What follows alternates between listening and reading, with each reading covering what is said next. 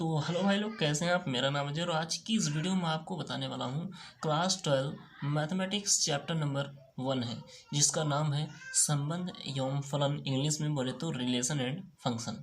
ठीक है, तो इस वीडियो में इस पार्ट के बेसिक कॉन्सेप्ट को बताने वाला हूँ, बेसिक फंडा को बताने वाला हूँ। तो वीडियो के अंत तक बने रहिएगा, क्योंकि ये चैप्टर बहुत ही थोड़ा डिफ़िकल्ट होता है। ठीक है, स्टूडेंट के लिए थोड़ा दिक्कत होता है समझने में, तो मैं प्रयास करता हूँ एकदम सरल वे में, सरल भाषा में बताने का प्रयास करता हूँ। ठीक है, इस वीडियो में तो बने रहिए वीडियो अंत तक। वीडियो को कहीं भी स्किप मत कीजिएगा। ठीक है, तो देखिए, जो चैप्टर का नाम है संबंध एवं फलन, रिलेशन एंड फंक्शन। ठीक है, इसमें बेसिकली ज़्यादातर संबंध को ही आपको पढ़ना होगा। ठीक है, तो इससे पहले आप याद करिए कि आपने पढ़ा था कार्तीय गुणन। आपने पढ़ा था कार्तीय गुणन। तो थोड़ा मैं कार्तीय गुणन के बारे में आपको बताऊंगा, क्योंकि उसका कुछ इसमें यूज है। ठीक है, कार्तीय गुणन जिसे बोलते हैं कार्टेशियन प्रोडक्ट। कार्टेशियन प्रोडक्ट,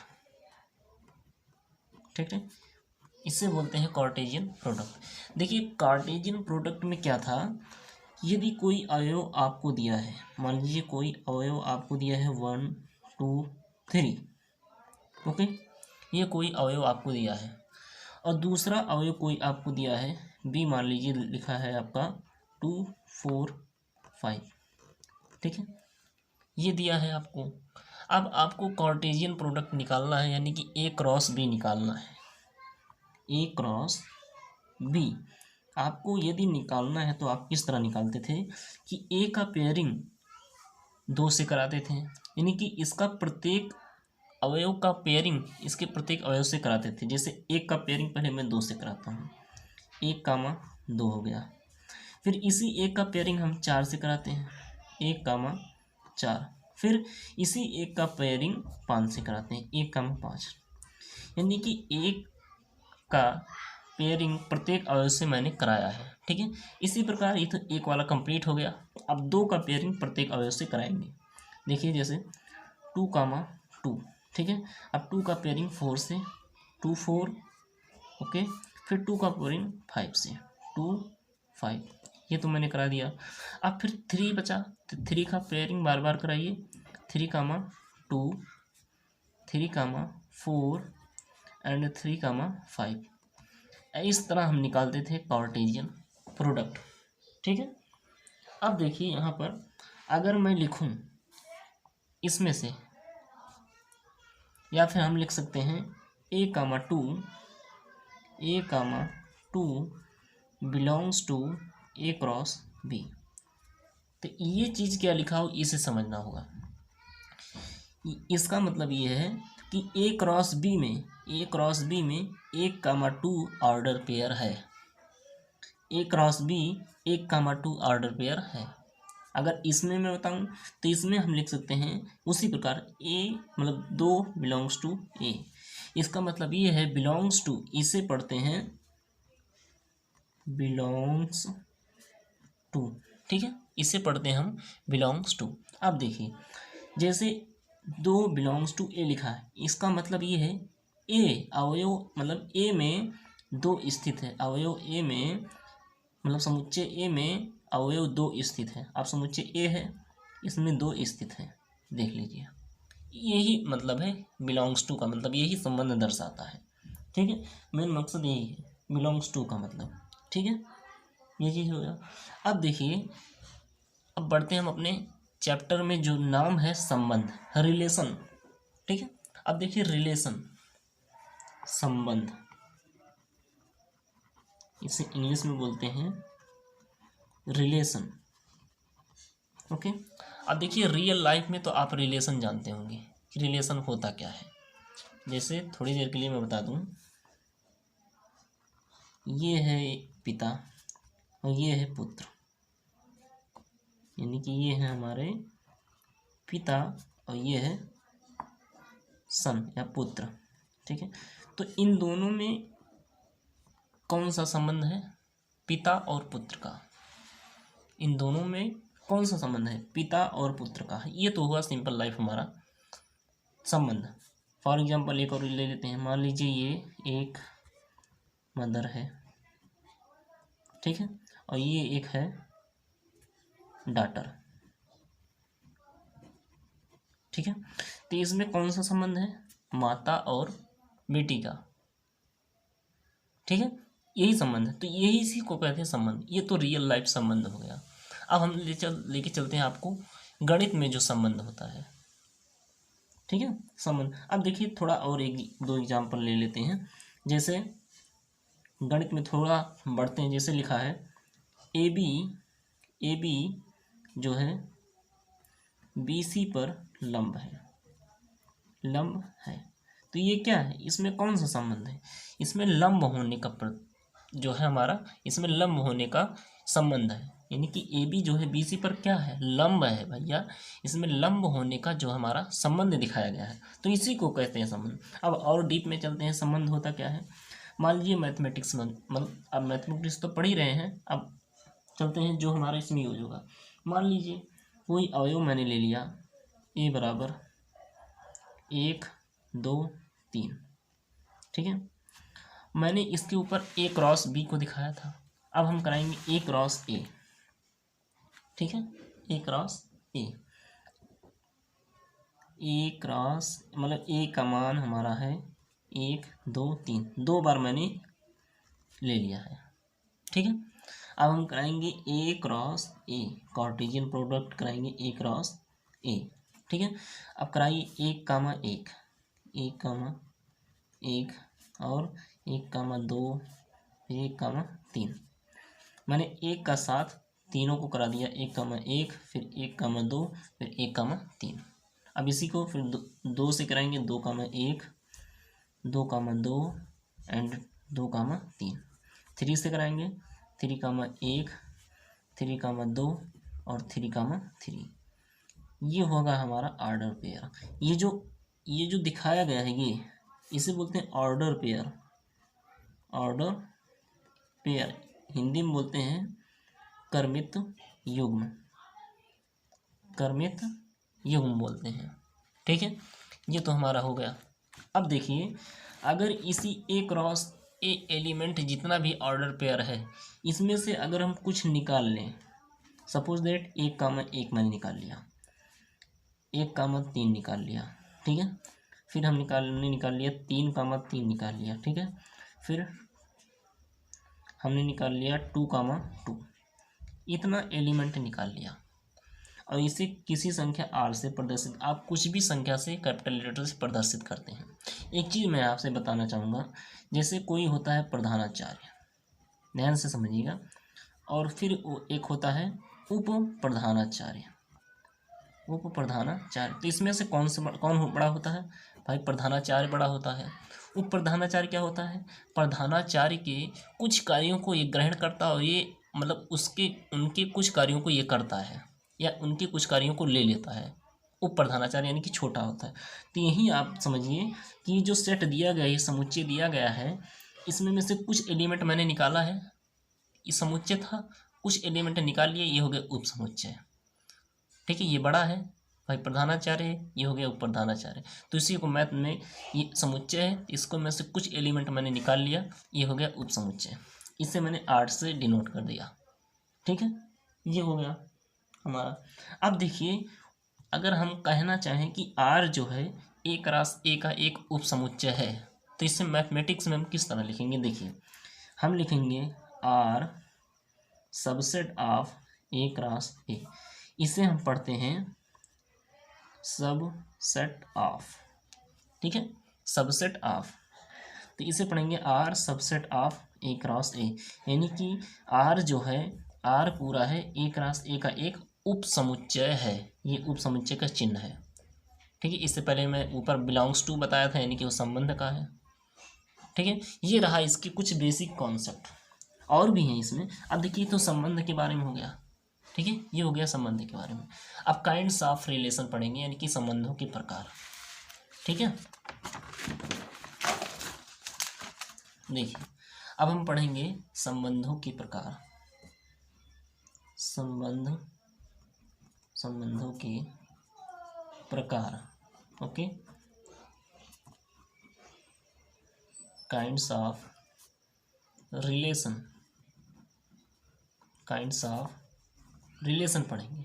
ठीक है, इसमें जो है हमें एक संबंध पढ़ना होगा, उसमें पढ़ना होगा तुल्यता संबंध। इसमें एक संबंध पढ़ना होगा तुल्यता संबंध। लेकिन भैया तुल्यता संबंध तभी हो सकता है जब ये तीनों कंडीशन डिफाइन हो। देखिए कौन से तीनों कंडीशन है, यहाँ से एक, यहाँ से एक, यहाँ से एक। पहला हमारा है स्वतुल्य।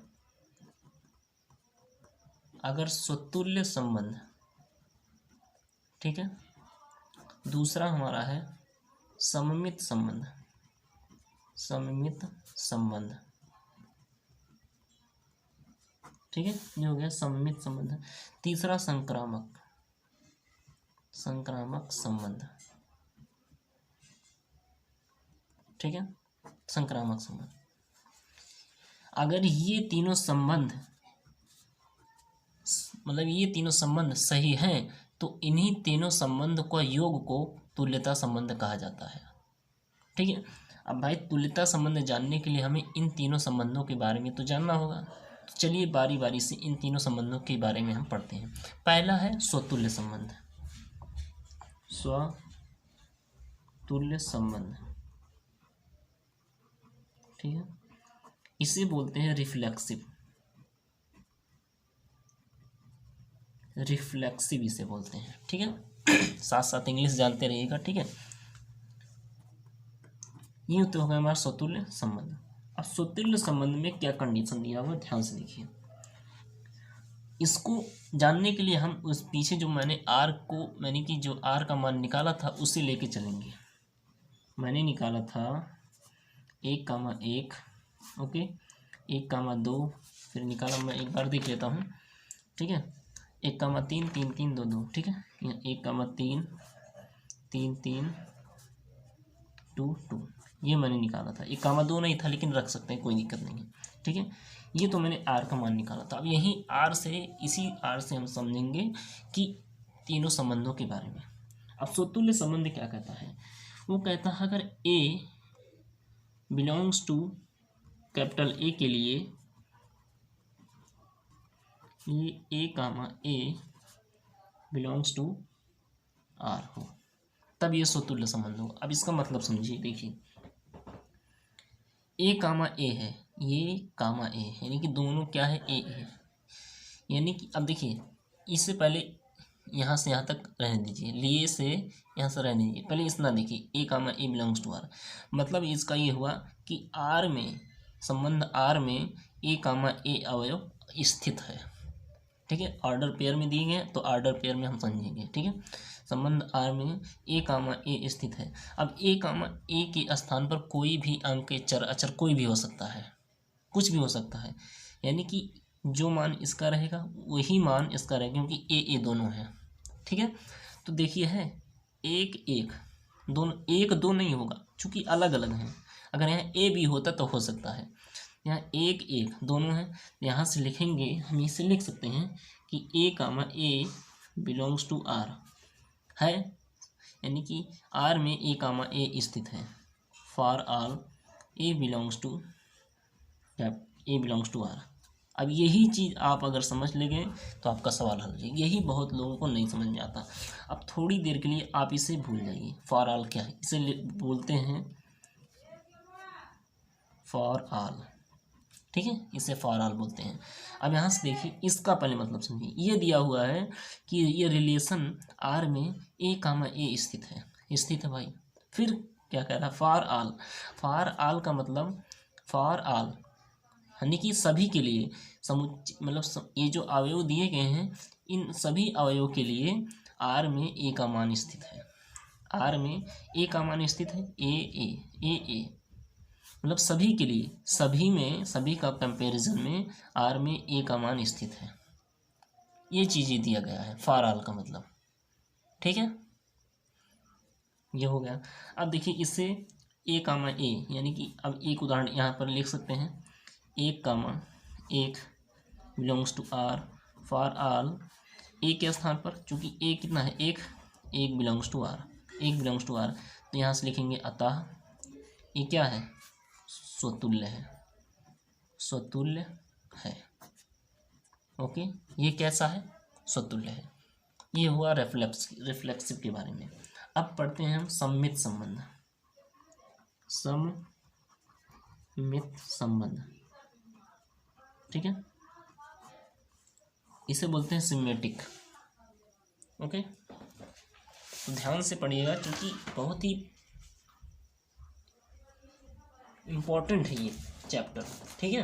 इसके सबसे इम्पोर्टेंट है इसकी बेसिक कॉन्सेप्ट। ओके, सबसे इम्पोर्टेंट है इसके जो बेसिक कॉन्सेप्ट हैं वो सबसे इम्पोर्टेंट है, ठीक है। अभी देखिए, इससे बोलते हैं सिमेट्रिक।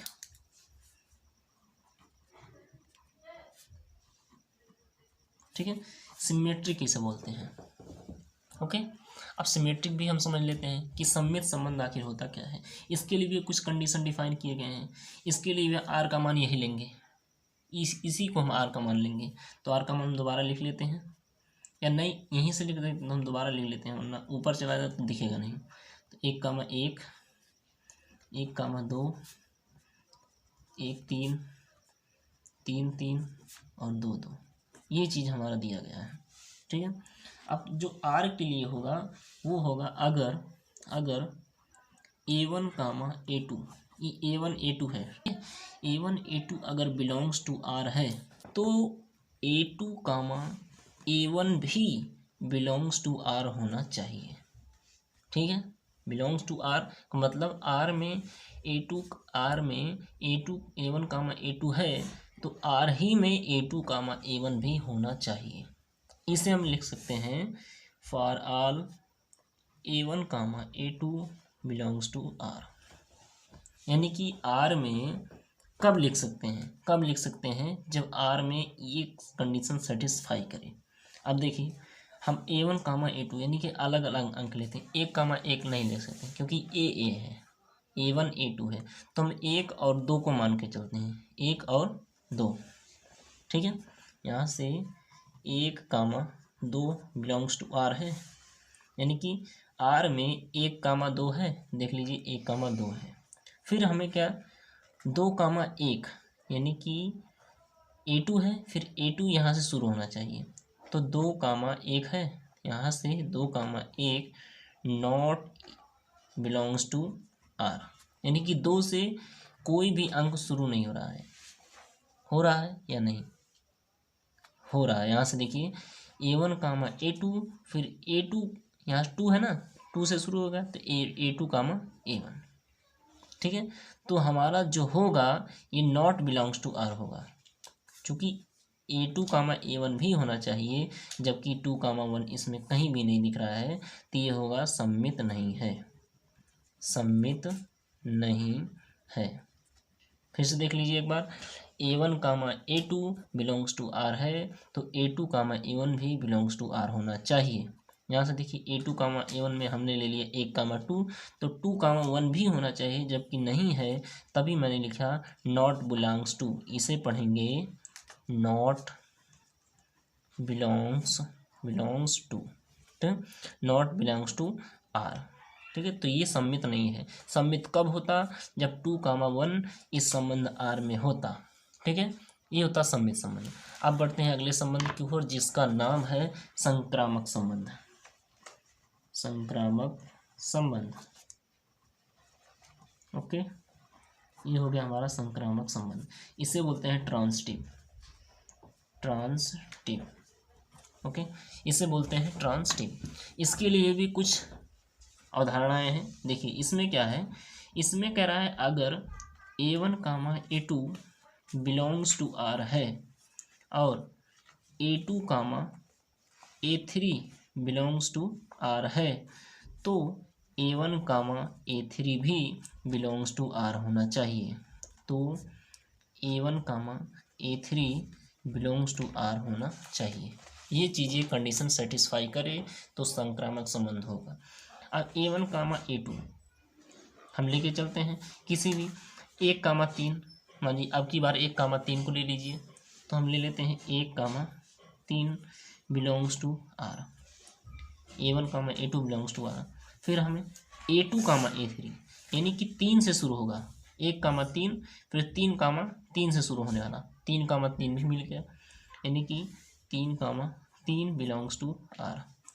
अब हमें 1, 3 भी होना चाहिए, है कहीं 1, 3 भी मिल गया, यानी कि तीनों कंडीशन हमें सेटिस्फाई हो गया, तो 1, 3 बिलोंग्स टू R।